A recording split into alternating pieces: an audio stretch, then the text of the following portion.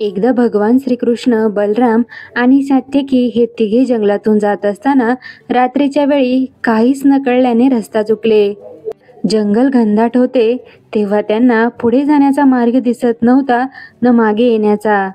तेव्हा तिघांनी असा निर्णय घेतला, आता येथेच एखादी सुरक्षित जागा पाहून विश्राम करायचा आणि सकाळी उठून मार्गस्थ व्हायचे. तिघेही दमलेले होते, पण प्रत्येकाने थोडा वेळ पहारा देण्याचे ठरवले. पहिली पाळी सात्यकीची होती.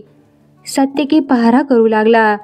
तेव्हा झाडावरून एक पिशाचाने हे पाहिले की एक माणूस पहारा देतो आहे आणि दोघेजण झोपलेले आहेत. पिशाच झाडावरून खाली उतरले व सात्यकीला मल्लयुद्धासाठी बोलावू लागले. पिशाचाने बोलावलेले पाहून सात्यकी संतापला व क्रोधाने पिशाच्यावर धावून गेला. त्या क्षणी पिशाचाचा आकार बदलला व तो मोठा झाला.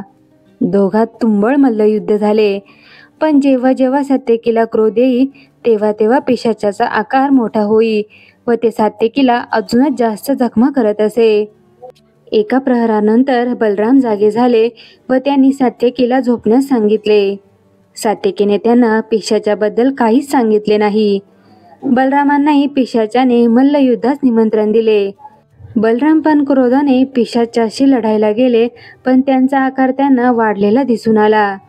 ते जितक्या क्रोधाने त्याला मारायला जात तितका त्या पिशाचाचा आकार मोठा होत असे. शेवटी तोही प्रहर संपला व आता पहाऱ्याची पाळी भगवान श्रीकृष्णांची होती. पिशाचाने मोठ्या क्रोधाने श्रीकृष्णांना आव्हान दिले, पण श्रीकृष्ण शांतपणे मंद स्मित करत त्याच्याकडे पाहत राहिले. पिशाच अजून संतापले व मोठ्या मोठ्याने ओरडून श्रीकृष्णांना आव्हान देऊ लागले, पण श्रीकृष्ण मंद स्मित करत शांत भाव जपत राहिले. एक आश्चर्य झाले ते म्हणजे जसे जसे पिशाचाला क्रोध येऊ लागला तसा तसा त्याचा आकार लहान होत गेला. रात्र संपत गेली आणि पहाट झाली. शेवटी आकार लहान होत होत पिशाचाचा एक छोटा किडा झाला व भगवान श्रीकृष्णांनी त्याला अलगद आपल्या उपरण्यात बांधून ठेवले. सकाळी सात्यकी व बलरामांनी रात्रीची कहाणी सांगतात भगवान श्रीकृष्णांनी तो किडा त्यांना दाखवला व म्हणाले, तुम्ही क्रोधाने याला कधीच जिंकू शकत नव्हता, कारण हे क्रोधाचे पिशाच होते. त्याला शांती हेच औषध आहे. क्रोधाने क्रोध वाढतो, मात्र त्याचा प्रतिकार हा केवळ शांतभाव प्रगटीकरणाने होतो. मी शांत राहिलो म्हणून हे पिशाच बघा कसे आता या किड्यासारखे लहान होऊन बसले आहे. तात्पर्य, क्रोधावर संयमानेच विजय मिळवता येतो.